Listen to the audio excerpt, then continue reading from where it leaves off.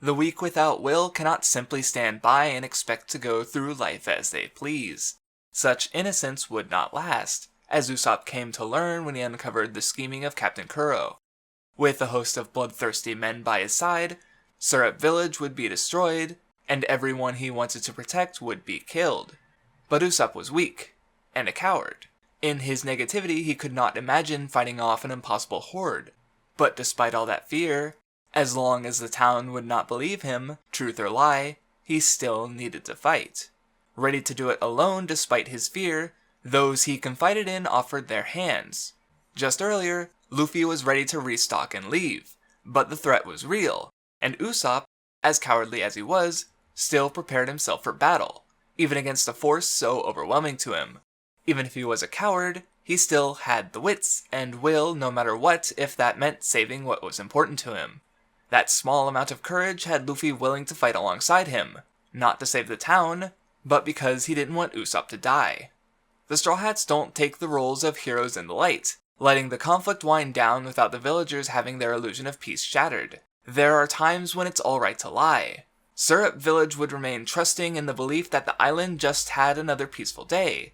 Like Kaya found solace in being told imaginative stories of Usopp's dreamed-up adventures. Both lies offer daydreams, be it the serenity in peace or of good things to come. But until that peace risked shattering, Usopp hadn't seen that dreams aren't meant to be dreamed, but are there to be realized, to be fought for. Luffy, ever reliable, fought and freed his island, but Usopp's dream to be a brave warrior could never be realized if he let others do everything for him. His lies of being a brave warrior are something he can come to realize. He just needs to take steps towards it. And perhaps most indicative of the warrior is the need to fight. On Kokoyashi, Usopp was faced with Chu, but without comrades to support his weakness, his will did not hold out initially. Never mind that unlike at back home, all that was at risk was a village he had no personal investment in, and his comrades were stronger than him anyway, and thus in less danger. He was ready to run, preparing empty words to console everyone in the wake of their inevitable defeat. But that line of thinking brought him to shame. He wanted to be a warrior, someone brave like those comrades who were willing to put their lives on the line for what they cared about where he wasn't. Even though he had his own dreams and desires that he continued to run from despite setting out to accomplish them. A warrior was not so unreliable. Therefore, even though he did not visualize victory, he fought.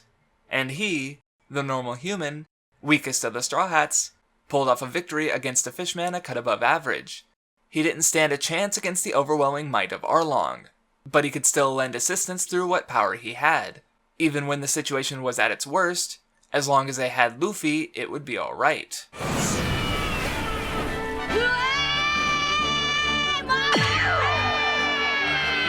Usopp could win his fight against whatever foe he could beat, but in the end he always pinned his hopes on Luffy. He was the one who would become Pirate King. He could prevail even if Usopp's strength wasn't enough.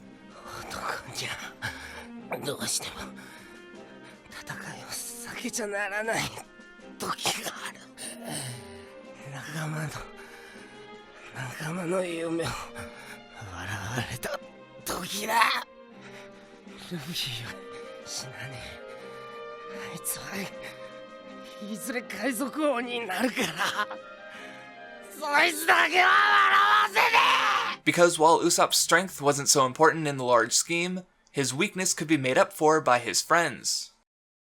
But what if there came a time where even Luffy's strength wasn't enough? Marine Admiral Aokiji displayed power beyond so much of what the Straw Hats had seen before with considerably less effort, even crippling the Monster Trio's fighting capabilities in mere moments. While Usopp could only run, even Nami had tried to fight, while Chopper gave his medical expertise to keep everyone alive. By his own account, Usopp was useless, completely without power and courage in the face of one man representing the world government as a whole. Luffy had charged to fight him in spite of everything and had still failed, while the reality of the situation was becoming more apparent to Usopp. Even stronger opponents would come to stand in front of them in due time. If Usopp could not rely on himself, he could not expect to be seen as reliable. And when Luffy's desire to push forward risked putting the Going Merry at the wayside, Usopp had to speak up. The Merry would not reach Raftel, and Usopp, more aware of his weakness, did not see himself lasting that long either. Those alongside the future Pirate King cannot be weak, so he had to stand by his honor, sticking up for the crewmate that could not defend themselves. If Mary could not go on, then neither would Usopp.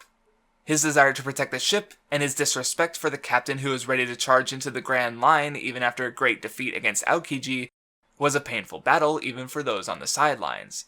But despite all his wits and efforts, he just did not have the power to prevail over Luffy, further deepening his perspective on the world, the crew, and his place in all of it. He left the Straw Hats, too weak to stay alongside his comrades, his family. He would give them up, going home with his fellow outcasted comrade. He was not truly a brave warrior, but he was stronger than he was when he left those shores. A fine concession, then. Unfortunately for him, life has a strange way of working out. Captured by the world government, he was once again faced with his weakness, pushed into a position where he could help his comrades, but only if he apologized for what were frankly rational acts. He is weak, but at the same time, that rationale sat next to a desire to help his comrades in their time of need, but to do so, he would have to make a change.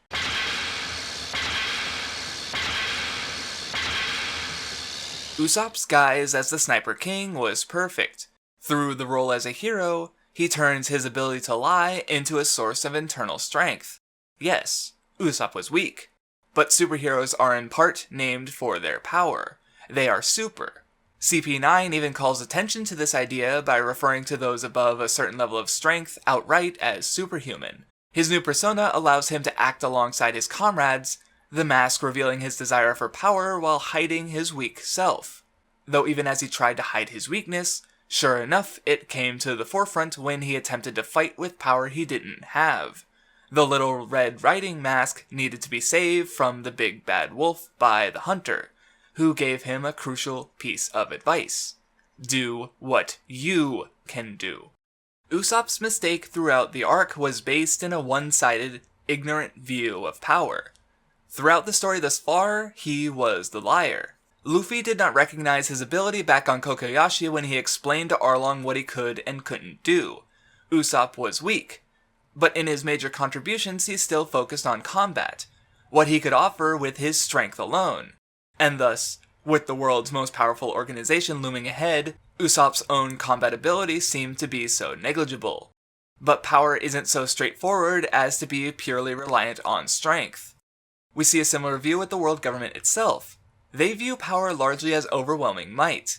The Buster Call to wipe their enemies off the map, the admirals, even the power levels they use to rate some of their men.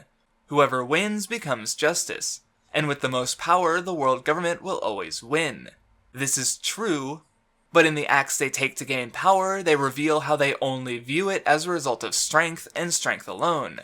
Spandam is weaker than the common marine, but through his command he uses the might of the world government without care or caution, be it CP9, Funkfried, or even the overwhelming Buster Call. He has no strength himself, but wields the strength of others in place of his own weakness, representing everything Usopp doesn't want to be.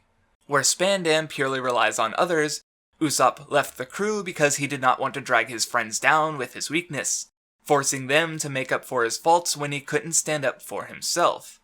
Where Spandam had no qualms about being unreliable, Usopp cannot stand that weakness in himself. But Sanji showed the flaw in his thinking. If power is just seen as a simple number representing strength, then Usopp would be correct. But as shown in the fighting throughout the arc, simple brute strength is not everything. Khalifa may very well have been stronger than Nami, but she was also an idiot, her fighting style brutish and straightforward, allowing Nami's forecast to predict her defeat easily. Zoro is focused where Kaku divides himself among powers. And for Usopp, that meant being able to go where the others couldn't. Maybe not physically, but as the crew's sniper, even if his strength was far below superhuman, his reach was beyond comprehension to the Marines who came under his fire. Usopp's power is not in strength, because even in the shadow of the Gates of Justice, a symbol of the absolute might of the government, Usopp had the furthest reach. He stopped the one who could only rely on others, in turn proving his own reliability by saving Robin. Usopp showed to everyone, but himself most of all, that he could be reliable. And in understanding both his strength and his weakness, he reached out to Luffy, lying on the ground in near defeat at the hands of Rob Lucci. Usopp knew firsthand how strong Luffy was, demanding he stand up. Because if Usopp, someone so weak, could find the strength to be reliable, then so could Luffy. Mutually, they needed to trust in the capabilities of each other. But for Usopp, that meant he couldn't hide behind his mask, making his plea to Luffy as Usopp rather than Sniper King, pushing Luffy to use his willpower to prevail over his stronger opponent. Born from his daydream that they would win out, they overcame the impossible odds of beating a foe with more strength, but less power. The Grand Line is a place beyond imagination, where so many of Usopp's visions have come true. But to become the brave warrior of the sea he claims to be, he can't hide behind that mask forever. In battle with Piranha, the pessimism his fearful demeanor had given him serves as a shield to Piranha's powers, but one expecting the worst cannot so easily strive forward to victory. Faking it to make it, he reaches out to Sniper King, putting on a brave face, because while the superhero is named for their ability, they are defined by their heroism. Usopp finding his through courage. It is because he knows weakness that he finds strength, defeating Piranha by giving her a taste of her own medicine. Usopp won the battle, but at least in the eyes of the world, Usopp was still the Sniper King, still hiding behind that mask, that lie. It is only now that the world recognizes him for who he is, and the incident that gave him the epithet of God is entirely responsible. When the situation looked bleakest, Sugar having defeated the Tontas, Robin forgotten, Frankie and Kairos in no position to help, it was only Usopp in the position to knock Sugar out and release Dressrosa from its curse. But in the way of that was Treble, the strongest enemy Usopp had faced down since the 2-year time skip. He was the only one who could act, Robin and Frankie directly pinning all their hopes on him. They'd fought with him. They knew that even despite his cowardice, he was still someone who could be relied on even if he had trouble relying on himself, running away from his task. Though he took so much from Sanji's advice 2 years ago, his understanding of it was incomplete. Usopp knew that he needed to do that which only he could do. Only he could save Robin, defeat Piranha, or save Luffy and Law from Sugar. If he was needed by his comrades, he could give them support, helping out in the underwater trip to Fishman Island or the dragon attack on Punk Hazard despite crying out in fear just seconds before he moved to act. And as always, he could fight the weak foe in front of him like Dharma. But here he was faced with the task that someone else had failed at first. Where Usopp was weak, alone, and a liar, the Tontas were strong, numerous, and honest. Yet they failed to beat Sugar alone, and now Treble stood alongside her.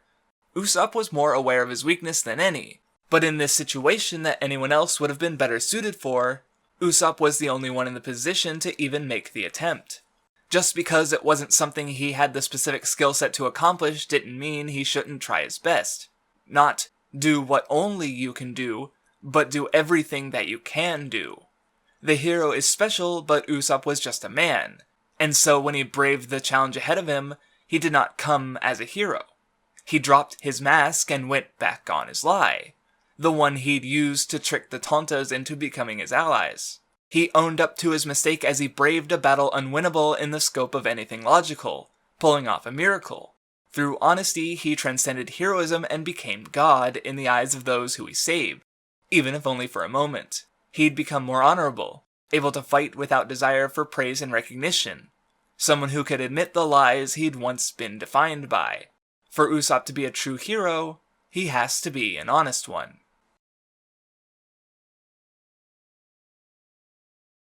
And that concludes a birthday tribute to God Usopp. Actual serious content on April Fool's Day, who'd have thought? Be sure to subscribe as there's more coming.